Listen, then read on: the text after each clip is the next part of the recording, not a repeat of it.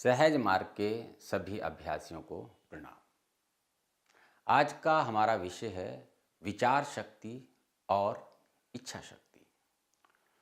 तो संत कस्तूरी ने हमें ये बताया है कि विचार क्या है और इच्छा क्या है।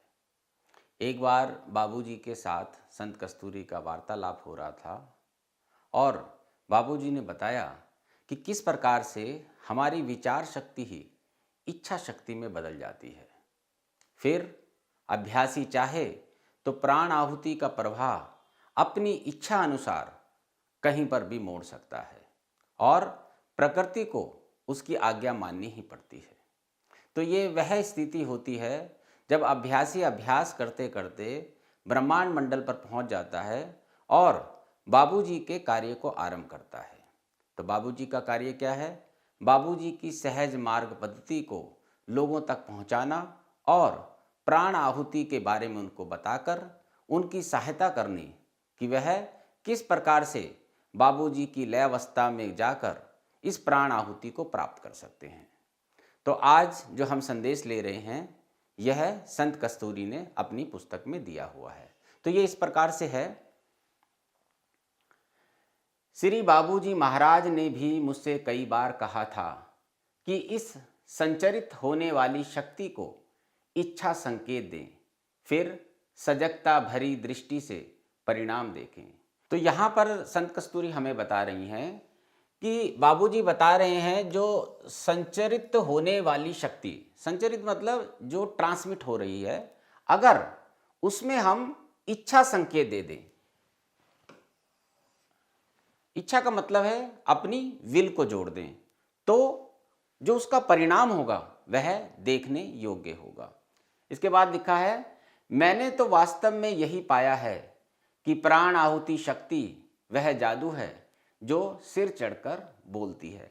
इसका यह अर्थ हुआ कि आप उस स्थिति पर पहुंच जाएं जहां पर आपकी इच्छा शक्ति मतलब आपकी विल पावर, आपकी विचार शक्ति यानी कि थॉट पावर के साथ जुड़ जाए, तो जो परिणाम हम अभ्यासियों में देखते हैं वह देखने योग्य होता है। उसके बाद लिखा है, इतना तो अवश्य है कि इच्छा जितनी सुदृढ़ एवं निस्वार्थ होगी, प्राण शक्ति की सक्रियता उतनी ही दक्ष एवं तुरंत फलदायी होगी। तो यहाँ पे दो शब्दों का प्रयोग किया गया है, सुदृढ़ एवं निस्वार्थ। क्योंकि हम आध्यात्मिक मार्ग में हैं तो हमें इस प्राण आहुति शक्ति को केवल आध्यात्मिक कार्यों के लिए ही प्रयोग करना चाहिए, ना कि अपने भौतिक लक्ष्यों को प्राप्त करने के लिए। तो यहाँ पर बताया जा रहा है सुदृढ़, सुदृढ़ का मतलब स्ट्रॉन्ग, और निस्वार्थ का मतलब जिसमें कोई भी आपकी सेल्फिशनेस ना हो। तो अगर सेल्फिशनेस नहीं है और सुदृढ़ है तो आपकी जो प्राण आहुति की सक्रियता है उतनी ही दक्ष एवं तुरंत फलदायी होगी। तो जो परिणाम आप अभ्यासियों में पाएंगे वह रिजल्टेंट होगा। इसके बाद संत कस्तूरी लिखती हैं, इतना ही नहीं, मैंने यह भी देखा है कि जब हमारी लय अवस्था मालिक में इस तरह की हो जाती है कि सूक्ष्म होते होते लय रहने की कुव्वत या सजगता भी समाप्त हो जाती है, तभी से इच्छा शक्ति अचूक एवं सुदृढ़ होना शुरू हो जाती है। इन पंक्तियों पर अब हम ध्यान देंगे। यहां पर किस शब्द का प्रयोग किया गया है? लय अवस्था। आप सब जानते हैं हमारी जो आध्यात्मिक यात्रा है वह पहले वृत्त से आरंभ होती है और ये लय अवस्था हमारे 16वें वृत्त तक जाती है। तो लय अवस्था किस में होती है? बाबूजी महाराज में। किसकी होती है? हमारे सूक्ष्म शरीर की। तो बहन जी ये बता रही हैं कि जितनी लय अवस्था बाबूजी में होती जाती है, इसका मतलब जितना हम बाबूजी के निकट होते जाते हैं वह उतनी ही सूक्ष्म होती जाती है।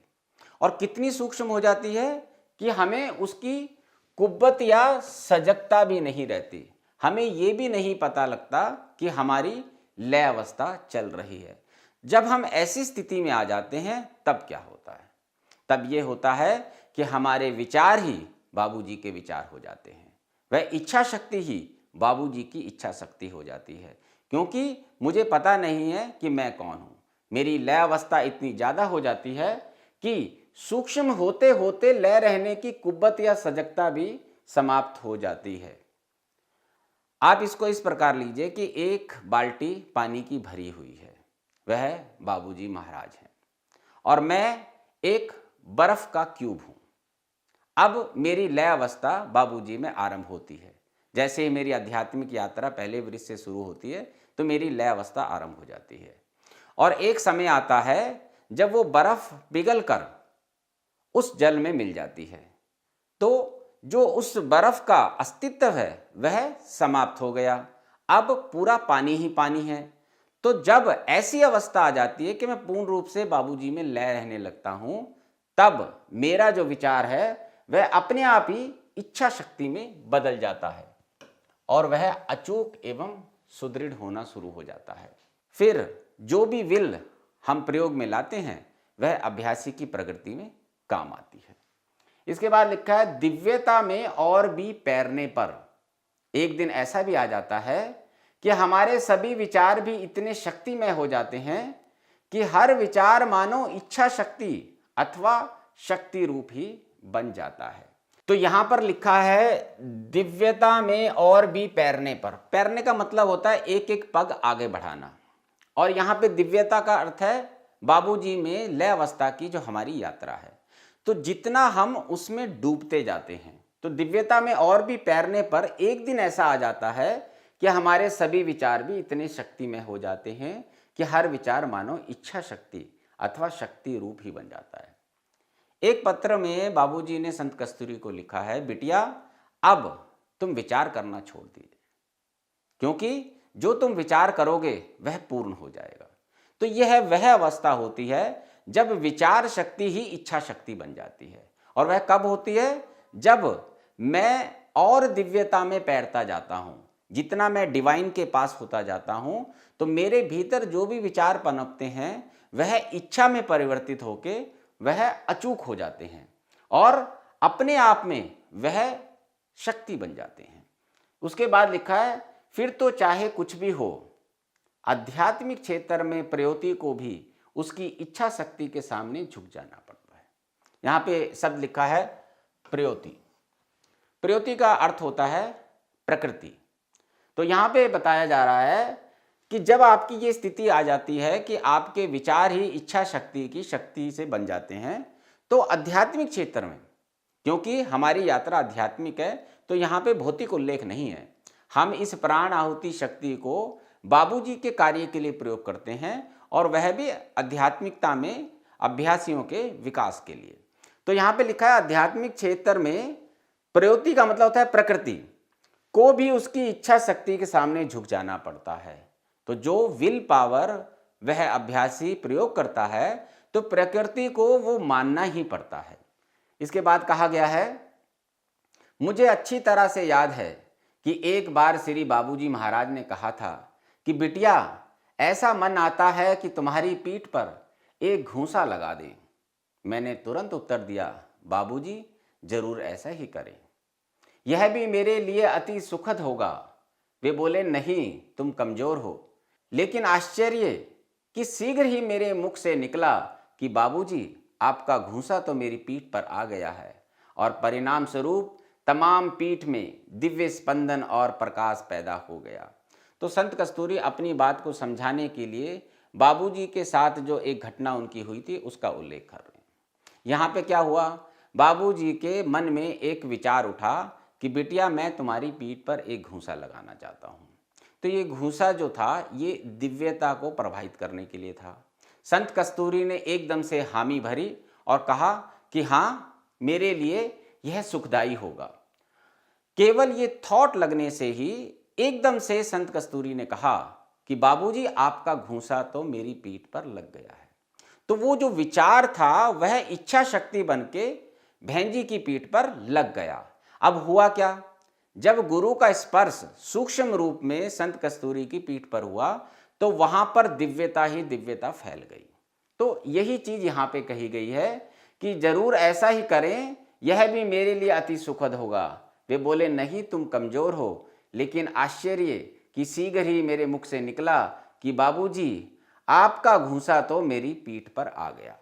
तो यहाँ पे लिखा है घूंसा तो मेरी पीठ पर आ गया। इसका क्या अर्थ है? यहाँ पे बाबूजी ने कोई फिजिकल काम नहीं किया, केवल एक थॉट दिया था और उसी थॉट से सारी शक्ति संत कस्तूरी की पीठ में प्रवाहित हो गई। इसके बाद लिखा है, ये घूंसा लगभग 6 महीने तक मेरी पीठ से लगा रहा। केवल इच्छा मात्र का यह स्पर्श किन किन चीजों एवं शक्ति का निखार पीठ के बिंदुओं में लाया था, यह मैं नहीं कह सकती। अब ये संत कस्तूरी कह रही हैं कि बाबूजी ने जो ट्रांसमिशन दिया था अपने थॉट से, वो लगभग 6 महीने तक मेरे साथ रहा और मेरी पीठ में न जाने कितने बिंदुओं को वो प्रकाशित कर गया। इसके बाद लिखा है, मैंने यह भी देखा कि अभ्यासियों में किन्हीं बिंदुओं को तुरंत जागृत अवस्था में लाने के लिए श्री बाबूजी का स्पर्श तत्क्षण सफल हो जाता है। वे तुरंत ही उसका प्रभाव स्वयं में पाने लगते हैं। यहाँ पे बहन जी स्पष्ट कर रही हैं कि बाबूजी को जिन भी अभ्यासियों से कार्य लेना होता है तो बाबूजी अपने थॉट से ही उनके उन बिंदुओं को जागृत कर देते हैं और अपना कार्य आरंभ कर देते हैं। अब इसमें समझने वाली ये बात है कि संत कस्तूरी स्वयं जो कि पार्षद की स्थिति में पहुंच गई थी, लेकिन उन्होंने कभी ये नहीं कहा कि प्राण आहुति का प्रवाह मेरे द्वारा होता है। वो हमें यही बता रही हैं कि बाबूजी ही सारी प्राण आहुति का प्रवाह हमारे को देते हैं। अभ्यासी या प्रिसेप्टर केवल अपनी इच्छा शक्ति का प्रयोग करते हैं और वो इच्छा शक्ति भी कब कारगर होती है, जब उसकी लय अवस्था बाबूजी महाराज में आरंभ हो जाती है। और लय अवस्था भी कहाँ तक, जब वह ये भी भूल जाए कि उसकी लय अवस्था बाबूजी में चल रही है। तो हम सब अभ्यासी को क्या करना है, क्योंकि बाबूजी का संकल्प है कि समस्त मानव जाति को हमने ईश्वर का साक्षात्कार कराना है, तो पहले तो हमने उस स्थिति में स्वयं पहुंचना है। वो कैसे होगा, बाबूजी की जो पद्धति बताई गई है उसका पालन करके, पूजा, सफाई और प्रार्थना। जब हम भूल की अवस्था में आ जाएं तो हमें आध्यात्मिक क्षेत्र में प्रवेश मिल जाएगा और आध्यात्मिक क्षेत्र में प्रवेश होने के बाद जब हम नियमित रूप से बाबूजी की पद्धति का पालन करेंगे तो धीरे धीरे हमारी लय अवस्था बाबूजी में आरंभ हो जाएगी और एक स्थिति जिसको हम 5वां वृत्त बोलते हैं, जब हम उसको पार कर जाएंगे तो हम ब्रह्मांड मंडल में आ जाएंगे और स्वयं बाबूजी जो प्रकृति के कण कण में मौजूद हैं, हमारे अंदर वो शक्ति जागृत कर देंगे कि हमारे जो विचार शक्ति है वह इच्छा शक्ति में परिवर्तित हो जाएगी। तो मतलब जो हमारी थॉट पावर है वो कन्वर्ट हो जाएगी विल पावर में और हम बाबूजी का कार्य आरंभ कर देंगे। इसका ये भी अर्थ है कि जब तक अभ्यासी की लय अवस्था आरंभ नहीं होती वह इस कार्य करने योग्य नहीं होता। क्यों? क्योंकि उसका थॉट ही रहता है, वो विल में नहीं बनता है और जब विल पावर में कन्वर्ट नहीं होता तो वो अपने आप में पावर नहीं बनती, तो विचार शक्ति इच्छा शक्ति में परिवर्तित हो जाती है। तो यहाँ पे संत कस्तूरी ने हमें यही समझाया है और आप सब अभ्यासियों से ये प्रार्थना है कि आप सब संत कस्तूरी के बताए हुए मार्ग पर चलें और बाबूजी में अपनी पूर्ण लय अवस्था को प्राप्त करें।